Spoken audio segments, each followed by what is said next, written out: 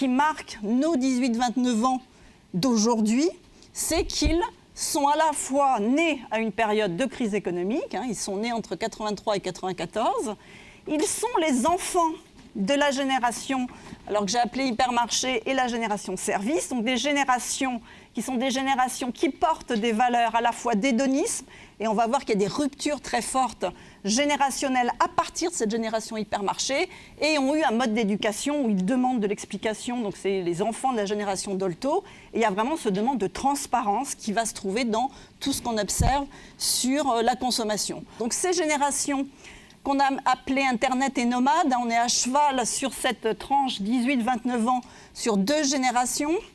Internet, donc ils avaient 20 ans quand Internet est arrivé. La dernière génération, on l'appelait nomade, en référence à la fois au smartphone. Et nous, on travaille beaucoup dans l'alimentation. On a aussi des façons de manger qui vont être beaucoup plus déterminées par ces comportements nomades. Ce qui est intéressant dans ces découpages générationnels, c'est qu'il y a une vraie rupture, et c'est cette façon de regarder les choses en termes de génération est partie de ce constat, c'est qu'il y a une rupture sur les valeurs à partir de la génération qui est née après la fin de la Seconde Guerre mondiale. Ce sont l'arrivée des valeurs hédonistes, le plaisir, le tout de suite, et l'arrivée de valeurs de tolérance, on le voit très très bien dans les graphiques que vient de vous montrer Régis. Et les générations d'avant, par rapport à la consommation, sont aussi beaucoup plus réticentes à consommer, beaucoup plus réticentes au crédit à la consommation. Et avec ces générations et toutes celles qui vont suivre, on est dans l'ère de l'hyperconsommation. On est vraiment dans l'arrivée à la fois des hypermarchés, c'est pour ça qu'on a appelé cette génération hypermarché, l'arrivée de la publicité et l'arrivée de grandes multinationales parce qu'elles peuvent distribuer et parce qu'elles peuvent faire de la publicité couleur sur la télévision. Donc des produits qui les marquent. Et quand on est dans cette génération, on est né avec des produits emblématiques. Les générations d'avant n'en consomment pas. Et c'est ces phénomènes-là qu'on arrive à démêler par rapport aux effets d'âge qui vont expliquer certains phénomènes et qui vont surtout nous permettre de faire de la prospective. Les 2 autres générations qui sont ici sont liées à des événements économiques, d'offres qui ont marqué chacune des générations. Le premier point qui est important, c'est quand je dis qu'ils ont peu de place en termes de population, ils pèsent que 15%, il y a une autre caractéristique qui n'est pas nouvelle, qu'on observe depuis un certain temps, mais les derniers résultats de l'INSEE confirment ce constat, qui est que dans la génération des parents, de nos générations hypermarché, Internet et nomades, ces générations-là étaient finalement sont arrivés sur le marché du travail quand ils avaient cette tranche d'âge-là, ils avaient un niveau de revenu supérieur aux générations précédentes parce qu'ils sont arrivés avec un capital de diplôme un peu plus élevé et que finalement, en termes de distribution, ceux qui gagnaient le moins étaient les plus âgés. Quand on regarde ce qui se passe 20 ans après, eh bien, on a un petit peu cette dégringolade qui est qu'au même âge, la génération donc low cost qui est précédente est arrivée sur le marché du travail avec un niveau de revenu, donc calculé en revenus, en indice 100 et en euros constants. Au même âge, ils gagnent 15% de moins. Et finalement, ceux qui, toute leur vie, ont le niveau de revenu le plus élevé, ici, ça se voit très bien, c'est cette génération hypermarché et la génération précédente, je ne vais pas rentrer dans les détails économiques qui expliquent ce phénomène. Et en 2006, dans la dernière enquête de l'INSEE disponible, eh bien, il n'y a toujours pas de rattrapage. Notre génération Internet gagne toujours moins que la génération de ses parents. Ça s'est un petit peu atténué, ce décalage, mais toujours est-il qu'ils ont moins d'argent, ils gagnent moins au même âge, alors qu'ils ont un niveau de diplôme bien plus élevé. Dans cette génération-là, 70% le baccalauréat. Dans la génération hypermarché, on n'en a que 20% qui ont le baccalauréat. Donc ça va se traduire par des façons de consommer qui vont être différentes. Ils se rentrent donc avec un pouvoir d'achat plus faible, mais il y a un point important, c'est qu'ils consomment plus. Ils ont une appétence très forte à consommer. Leur niveau de dépenses de consommation est plus élevé au même âge que dans les générations précédentes. Et comment est-ce qu'ils font ? Pourtant, ils sont exclus du crédit à la consommation, on distribue très peu pour les moins de 30 ans. Eh bien, ils vont utiliser l'argent de leurs parents. Quand on essaye de comprendre à l'intérieur de l'enveloppe de la consommation comment ils arbitrent, eh bien, il y a un point qui va jouer, qui est qu'ils ont une contrainte plus forte, celle du logement. Au même âge, ils ont des dépenses de logement plus fortes. Et on va voir que sur des besoins de base, et là je vous montre juste ce que c'est qu'un effet de génération, comment est-ce qu'on le visualise, hein, même si derrière il y a des modèles qui intègrent d'autres facteurs que l'âge et la génération. Donc là, si j'ai que l'effet d'âge, j'ai une croissance du coefficient budgétaire de la part des dépenses alimentaires en fonction de l'âge, donc qui part de 8% quand je suis dans cette tranche de 18-29 ans, et j'arrive à 20% quand j'ai 90 ans. Et si on décrypte ces effets d'âge par rapport aux effets de génération, eh bien sur cet indice, hein, cet indicateur, on constate là visuellement que l'effet n'est pas du tout lié à l'âge. Cette génération née entre 1937 et 1946, entre le moment où elle a 30 ans et le moment où elle a 70 ans, toute sa vie, elle consacre 15% de son budget à l'alimentation, alors que c'est la génération qui a eu la plus forte progression de son pouvoir d'achat. Elle a juste augmenter la valeur de son alimentation. Et on a vraiment un effet pur, hein, de génération qui est négatif, puisque les générations les plus âgées consacrent 20% toute leur vie à l'alimentation. On imagine que c'est, évidemment, plus on aura d'historique, mieux ça sera. Et à chaque nouvelle génération, là on est à 20%, je passe à 18, je passe à 17, à 15, et puis j'ai un décrochage sur ma dernière génération Internet, où j'ai pratiquement 4 points de moins pour la génération Internet. Donc en termes de prospective, on utilise cette façon de mesurer les choses en disant ces générations disparaissent et c'est celles-là qui seront à ce niveau-là. Et donc je fais une projection tenant compte du vieillissement de la population, de l'effet d'âge, de l'effet de génération, et on intègre des scénarios sur les effets de revenus. Donc on va avoir pour ces jeunes générations une contrainte de logement. Elles ont une dépense de logement qui, parce qu'il y a des effets de prix, etc., qui sont plus élevés au même âge. Ils font un choix, et là c'est quand même un choix, d'avoir des dépenses de loisirs plus élevées. Le schéma est complètement l'inverse sur les dépenses de loisirs, et surtout on a un décrochage très important sur les dépenses de télécom. Donc elles choisissent de favoriser ces dépenses et elles ajustent avec l'alimentation. Et vous savez que sur cette crise économique, et ça n'a pas été le cas en 90, qu'on a un ralentissement assez fort sur les dépenses alimentaires par habitant, et ça peut s'expliquer par ce phénomène.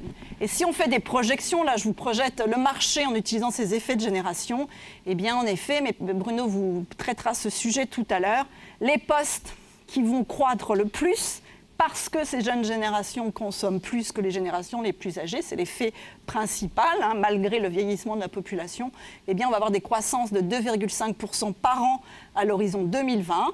L'équipement du foyer va être aussi un petit peu plus fort. Et par contre, et vous le voyez très bien pendant cette crise actuelle, l'habillement, c'est vraiment un poste sur lequel on a un effet pur d'âge. Hein, c'est vraiment, j'ai une décroissance des dépenses habillement quand je vieillis, mais il y a en plus un petit effet de génération qui est qu'au même âge, on consomme un petit peu moins d'habillants. Comme la population vieillit, eh bien, ce poste habillement ne peut pas croître de façon aussi importante que le poste loisir. Sur les soins personnels, on a un petit peu les mêmes effets, et donc ça montre que derrière ces différences, hein, d'âge, de génération, on peut avoir des effets différents.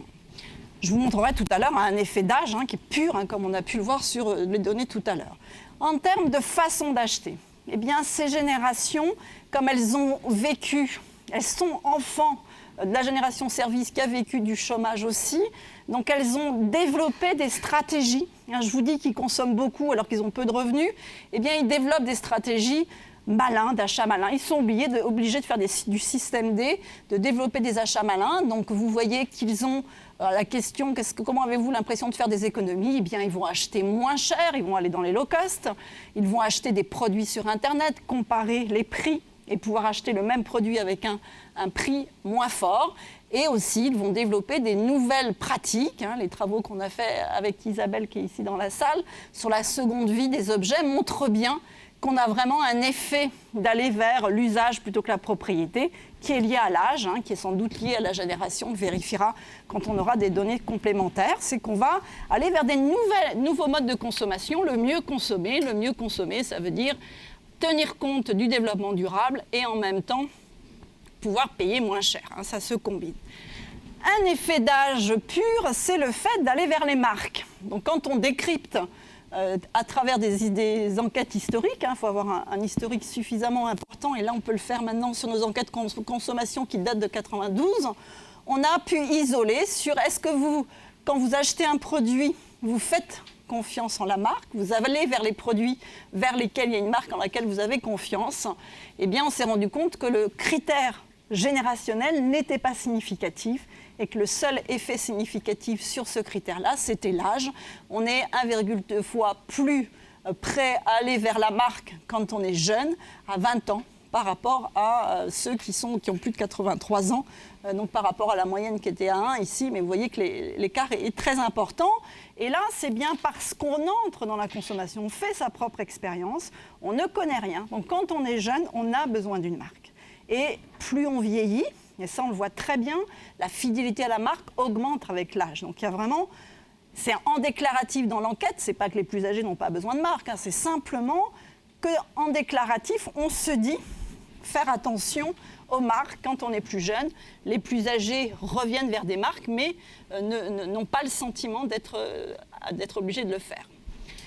Avec ces phénomènes d'évolution, ce qu'on constate, c'est que dans la marque, ce qu'on attend d'une bonne marque a beaucoup évolué en 16 ans. On a regardé en analyse lexicale ce qu'on disait en 1994 par rapport à 2010.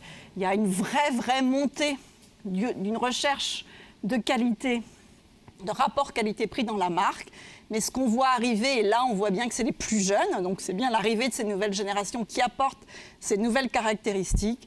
C'est de plus en plus, on attend non pas d'une marque qu'elle soit une bonne vieille marque de chez nous, qui permette d'apporter des solutions en termes de panne, qui marchent bien, mais on a de plus en plus, et là on retrouve les valeurs d'hédonisme qui sont apportées par nos nouvelles générations, qui sont d'avoir une marque plaisir, et les jeunes sont vraiment dans ces recherches d'expérience, des marques sociétales, donc c'est des types qui n'existaient pas en 1994. Donc là, dans sociétal, les mots qui sont apparus en 2010 sont essentiellement développement durable, une marque dans laquelle j'ai confiance, c'est une terminologie beaucoup plus utilisée aujourd'hui qu'il y a 16 ans. Et enfin, les très jeunes, ils sont sur une marque d'identification. Il y a ce côté de recherche de lien social au travers de la consommation, et je vais aller vers des marques qui me permettent d'appartenir à un groupe, d'appartenir à une tribu. Vous savez qu'on a développé toute cette théorie sur les jeunes qui ont besoin de se retrouver. Donc là, on le voit ici avec le CALI qu'on a fait pour cette étude-là. La marque que je porte reflète vraiment ma personnalité, vu que chaque marque véhicule une certaine image. Forcément, ça se reflète sur nous. Donc c'est vraiment cette notion-là que les jeunes recherchent. Donc on a besoin de pouvoir s'identifier. Et quand on regarde les autres items en termes de choix de produits, eh bien on constate qu'ils ne cherchent pas à se déculpabiliser en achetant. Ils vont plutôt avoir besoin de façon pragmatique afficher dans leur choix de marque des comportements durables. Et c'est vrai que ça, chez eux, c'est un prérequis. Donc ils ne sont pas prêts à payer plus cher pour d'écologique. Et finalement, le faire-valoir environnemental, ils y sont moins sensibles. Les critères garantie écologique, ils n'y sont pas sensibles. Mais par contre, ils vont aller vers des comportements, vers des choix d'enseigne qui ont une image développement durable sur les deux volets, le volet social et le volet écologique. Pour conclure, ce qu'on peut retenir de ce que je viens de vous dire, c'est que les 18-29 ans, c'est en effet une caractéristique d'âge qui est très importante, mais qu'on va avoir des évolutions sur cette jeunesse qui vient notamment d'un problème de place qu'a cette génération dans la société. On l'explique aussi par le fait, et en effet, aujourd'hui, tout à l'heure, Léopold va vous le montrer, les jeunes d'aujourd'hui, ils partent de chez eux. 41% seulement des 18-29 ans vivent chez leurs parents, alors qu'ils étaient 50% au début des années 2000. Donc ils partent de chez eux parce qu'ils n'ont pas de place chez eux non plus, parce qu'il y a ces phénomènes de familles divorcées, etc. Et donc ils ont besoin de se réaliser. Et ils le font au travers de leur consommation, en privilégiant les loisirs, en privilégiant le temps pour eux. Pourquoi cette immédiateté dans Internet? Pourquoi est-ce qu'on veut que tout aille plus vite? Ils cherchent, et ça fait plusieurs générations que c'est comme ça, à trouver au travers de leur consommation du plaisir, de pouvoir aller vers le rêve, et ils sont dans l'expérience. Et c'est pour ça qu'on va avoir des innovations dans le commerce qui vont vers l'éphémère. Là, en termes de comportement malin, débrouillardise, le système D, c'est simplement parce que c'est une génération qui a des contraintes économiques et qui a été obligée de trouver des solutions. Ce qu'on peut dire aussi, c'est que finalement, on l'a vu, hein, ils sont très peu impliqués dans la vie collective, ils sont très peu dans les partis, dans les syndicats. Eh bien, c'est au travers de leur consommation. Ils consomment beaucoup, c'est un acte quotidien qu'ils vont affirmer leurs valeurs. Et c'est pour ça qu'aujourd'hui, ce que font les entreprises, c'est qu'elles sont obligées de réagir par rapport à ça. Et la RSE est importante, elle doit être transparente, elle doit être exacte. Et ils vont choisir les marques ou les enseignes qui iront vers ces changements de la société. Et c'est pour ça qu'on peut être positif sur ce rapport entre consommation, entre consommateurs qui vont peut-être reléguer le changement qu'ils veulent. Et enfin, la dernière chose, et ça, on voit que cette confiance dans leur père, on a beaucoup plus confiance dans les gens qui ont son âge, tout simplement parce que dans ces générations, on vit depuis qu'on est tout petit avec des gens de son âge, ça commence très tôt puisqu'à la crèche, ils sont déjà avec des gens de leur âge, beaucoup plus que les générations précédentes. Ils font plus d'activités extrascolaires avec des gens de leur âge et donc ils accordent leur confiance à leur père et ils ont besoin, au travers aussi de la consommation, parce qu'il y a finalement un retour de bâton par rapport à l'individualisme, ils cherchent du lien social et ils le trouvent par exemple sur des sites où notamment on va avoir leboncoin.fr qui fait un tabac, on se demande pourquoi, tout simplement parce que ça permet de rencontrer des gens à la fois quand je vends, quand je suis acheteur. Voilà, je vous remercie.